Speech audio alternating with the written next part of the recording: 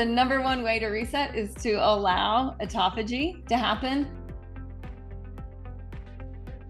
So autophagy means self-eat.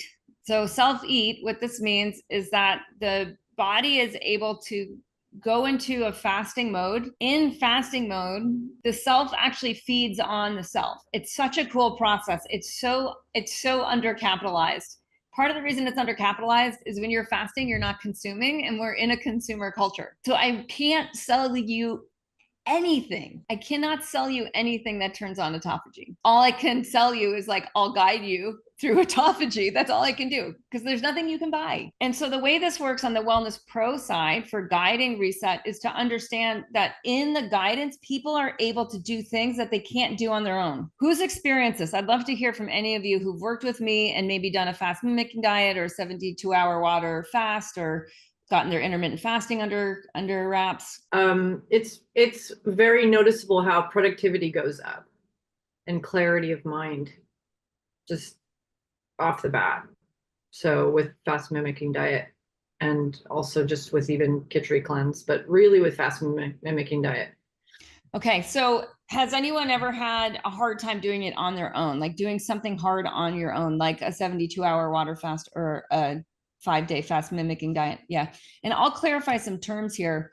So in fast mimicking diet, if we go, that's FMD for code language. So basically what we're doing is we're just dropping calories to like the bare minimum that, in my experience, like it's more of the emotional body can handle it. So those of you who study holistic medicine, Ayurvedic medicine, Chinese medicine, there's something that's happening in the energy body, in like the chi body or the prana body.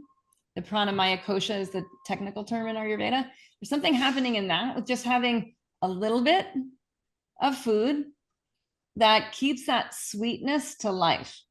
And so for some people that feel that feel deprived, or they're already in a highly reactive stress mode, this is make it, break it. They can't fast. They can't do the 72-hour water fast, but they can just drop calories to 1/3 of normal. When this happens, autophagy happens. When autophagy happens, the body does a few things. One is it breaks down bacteria and viruses. I'm curious if anyone, in that first question of like what needs to happen in January, if anyone is like, I need to help my clients' immune systems be stronger so they don't get sick, or they might not, and some of you might not be on the pro flu shot side of things, so that they might not need to be like hyper-vaxxed because of the long-term effects of that on the immune system and the effects of that on the microbiome. Right. So like, and I'm not trying to be controversial. It's so hard for me to not to be controversial. I'm really trying to not be controversial. But if we look at the long-term side effects of vaccines and of other pharmaceuticals on microbial health and the microbiome health, they have a depressing effect, which means that you're going to have increased dysbiosis, which means you're going to have increased problems with viruses and bacteria and pathogens in general. Okay, so a few things just to recap. We know that we need to get ourselves and our people psyched for January, to know this is coming, and to know that like no matter how much we fuck up in the next 6 weeks, no matter how bad we feel on January 1st, that we can reset. That the number one way to reset is to allow autophagy to happen. And when autophagy happens, part of that are these two other processes.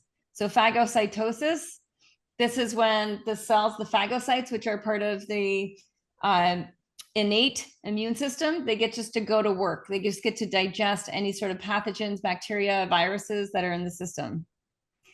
The other thing that happens is apoptosis. So apoptosis is when the body just destructs dysfunctional cells. So if you've ever heard of cell mutation, where the cells mutate because they're not following the genetic code, that is because apoptosis is not happening. It's because autophagy is not happening.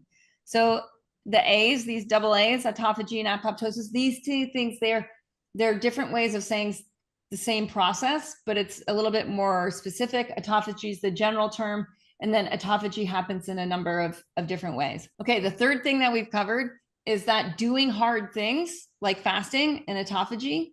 So autophagy only happens when we're in a fasting mode, that's easier together, right? It's easier when we do that together.